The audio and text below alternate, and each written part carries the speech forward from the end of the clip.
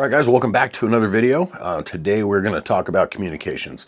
You may not know this about me, but I've always been kind of a communications junkie. I've always had the latest and the greatest tool, to help get through this all the way back to the original cell phones in the beginning.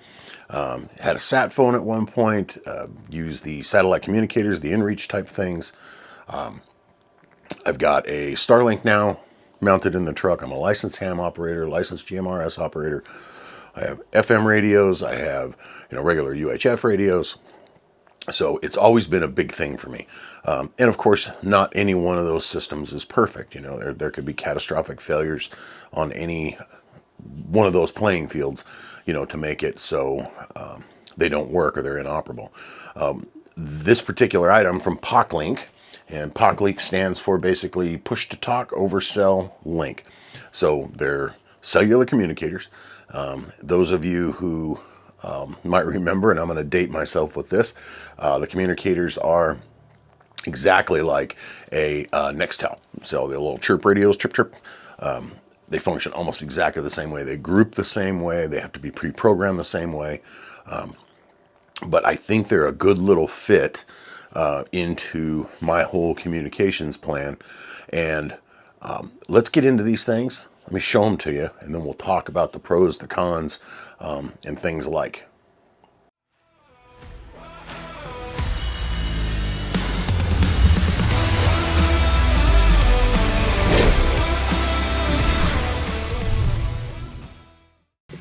All right, so what's in the box? In the box is the radio, obviously, right here. Packaged well, so it's got some nice foam around the radio there. So that's nice. Got our user manual, which, based on everything I've seen, highly recommend that gets read, and I will read it. We've got some discount item stuff here. At the bottom here, we have our USB-C charging cable, which it is USB-C, which is perfect. No more of that micro USB. Also, here is the belt clip, or whatever kind of clip you want to call it. And this is our charging puck, and then this is our battery. So the clip attaches to the battery, just standard fashion, slides in there, pops into place. And battery should do the same, just like that. It's ready to go. Then you have the lanyard you can install if you want to. Now to fire these things up, there's not a lot to them. You basically just press and hold the orange button. We'll see if it's got any juice in it. It's got a QR code there you could scan if cared. But it's saying initialize detection. On the side here, this is our push to talk. I'm going to assume this left one here. Again, read the instructions. We'll figure out what that one is. It's not doing anything at the moment. Right here we have our headphone and microphone jacks. Volume level 7. So these are the volume buttons over here. Volume level 2. There you go. So the menu is right there. This is the group. It's already set up as the two radios that we have. So there's nothing new. We'd have to go through and actually set up another group and make it work out. So let's open up the second one.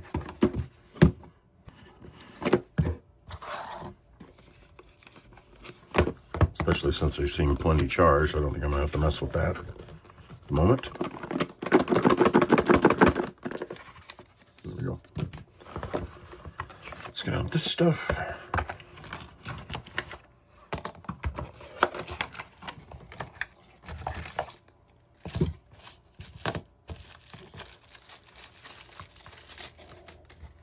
Get our battery installed here.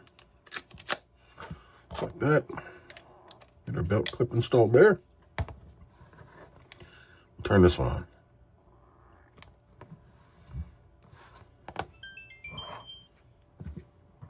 Okay, so it's got the time. It's saying it's 12:32 because it picked up its bars right here, if you can see that. So it picked up, it's got 4 full bars here. Welcome to the intercom. Okay, it says we're welcome to the intercom. Right there, my group is Adventure Romex. They've already pre-programmed it. We'll let this one catch up. Get our stuff off to the side here. This one's still waiting. You can see there's no cell service bars yet. And it still just says group. Welcome to the intercom. There we go. Now we're connected. So we'll go ahead and use our volume here. Turn it down to 2. Volume level 2. So that they're the same. So we got ARX1. Let's put them up there where you can see them. You see right there, it says ARX1, ARX2 in the Adventure Romex group. So if there were multiple radios, in my particular group, it would be ARX3, ARX4, ARX. So it says it's May 20th, 2025, and it sure is. And it says 12:35, but it is not at the moment. It is 1:35, so the daylight savings time probably isn't on here. But I'm sure you could probably figure it out if you had to. So stay tuned to the end of the video if you want to see any of the little testing on this that we're going to do. I'll take them out and I'll try to get some distance between the two radios, and we will, see how clear they are and see how well they work and if they work. All right, now that we have them out and you've taken a good look at them, putting them together, doing the unboxing, I'm going to apologize now for the audio quality on that unboxing. I had done a voiceover for that, and I lost all my footage. Actually shot this entire video and I lost it all. So we're starting over. Thank God I had, the overview, so that we could do that. But I'll have to do some video editing there to maybe hopefully make it sound a little better for you guys. But let's talk about where this would shine and, and what are the negatives. We'll start right out the bat with the negative. The negative is it is a cellular device. So if there is no cell service, it does not work. Now, the other part of that is that they have come into an agreement with all of the cellular companies out there. So, if you have Verizon, you have to use Verizon towers, AT&T, you have to use AT&T towers. So in their agreement, they've basically got almost all of the cell companies on board, if not all. I couldn't tell you that for sure. But so no matter where you're at with these, the nearest cell tower is the one that you're going to use. According to their information, the antennas in these are significantly stronger than what would be in your standard cell phone. And I've seen some reviews on these, and there's a few more reviews out there that you should check out after you watch this one, that show where their cell phone has 2 bars, they fire this thing up and they've got 4 bars. So that remains to be seen. We'll test that a little later. But some of the other negatives that are out there is the fact that these are called radios, global radios by the marketing, where the purists out there of the ham world and just the radio aficionados really poo-poo that, and they pshaw it and say, no, it's not a radio. These are radios. I get that. It's just, who cares in all reality, in my opinion. It's a communication device and it serves a purpose. So, use it for its abilities, and not poo-poo it just because it doesn't fall within the quote radio category. I see a great use for these things like in national parks, amusement parks especially. If you've ever done that and you've had to take family or friends and you've used UHF radios, especially in the older days, to communicate, the chatter and all the other people, and there's only so many channels, and it's constant. Now you have your cell phones and you have your texting and all that, but the places are loud, and if they're in your pocket, you don't necessarily hear it as much. And so you're not having to take that radio and constantly go, oh, was that me? Was that me? Was that me? With these devices, because it is a peer-to-peer communication, nobody else is on that channel. And again, it's encrypted. Nobody can hear what you're saying. So there's so many more use cases for something like that. Private security, job site, construction communications. Just the uses for something like that could be, I don't want to say endless, but there's many uses where a private encrypted peer-to-peer communication system would do you the best, because trying to do communications just in what we do with all our overlanding and things like that, even with the private channels, sometimes they're still busy, so they're not truly private. These are truly private. So with that being private like it is, you would think that there would be fees involved, and you are absolutely correct. They don't charge monthly fees, they charge annual fees. And at the moment, for example, these two radios that they sent, they have a 1 year usage. And then at the end of that 1 year, I will have to re-up them. And the going rate is $29 per radio. So $60 total for these two things. Now, $60 total is less than it cost me to turn on my inReach for 1 month and less than it cost me to use my Starlink for 1 month. So that's nothing. You pay the $60, you put these things in their designated positions, and you just forget about it. It's just money spent. Now, if you want to do the true global thing, which you can, for example, I could mail this to somebody I know in Siberia, and as long as they have cell service, I can talk to them just like I'm talking to them on a phone. Now, I'm not paying any fees for that because I've already paid my $60 if I've re-upped, so I'm not paying long distance fees. I'm not paying, out of country fees or anything like that. Now, when you do those plans to be able to do global, there are, I think, 5 or 6 different plans that you can choose from an elite that lets you do everything, for I think it's $100 a year, down to you can pick Oceania, so if you want to try and use it at sea or whatever, you can pay a little extra for that, or just a little extra for Europe, if that's the case. So you just, tailor it to your own personal needs.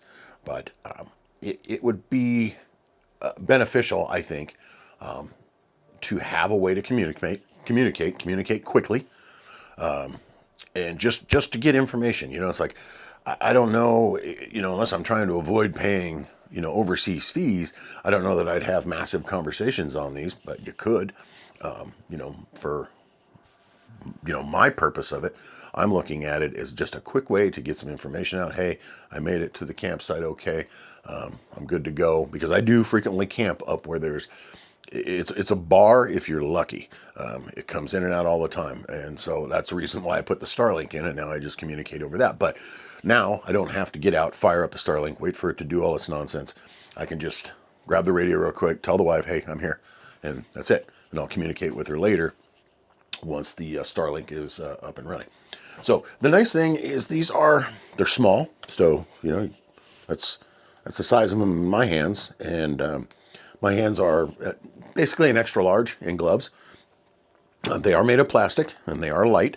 I do highly recommend, if you're going to be using those in, say, an amusement park, national park scenario type thing, or where they're just going to be out and about all the time, to go ahead and put those lanyards on, because I don't think they're going to take too many shots. I mean, I can't knock them for being plastic, because everything's plastic now.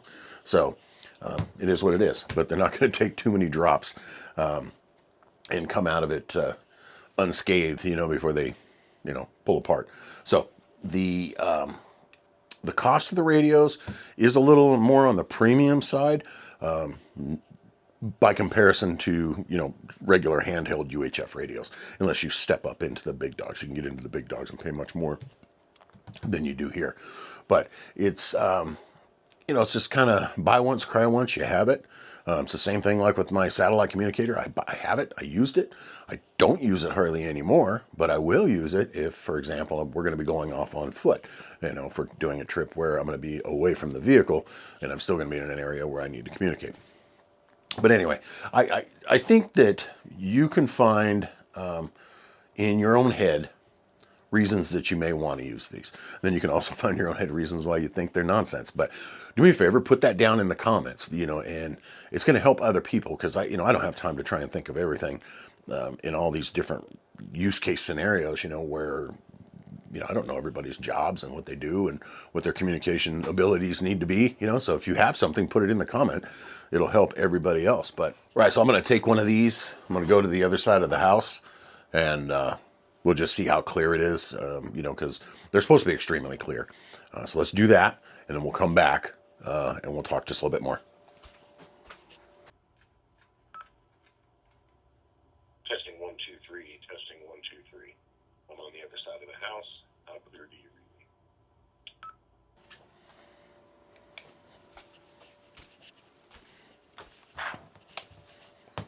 All right, so that's about all I can do with them for right now. What I will do is I'll wait for my wife to get home, and when she gets home, I'll leave her with one of the radios and her phone. She can record herself, and then I'll drive away, and see, 5, 6 miles away, where, especially around here, line of sight, unless I'm up on the mountain shooting down, you don't get any good line of sight. We've got all kinds of hills and all kinds of crud in the middle of everything. So we'll give that a shot.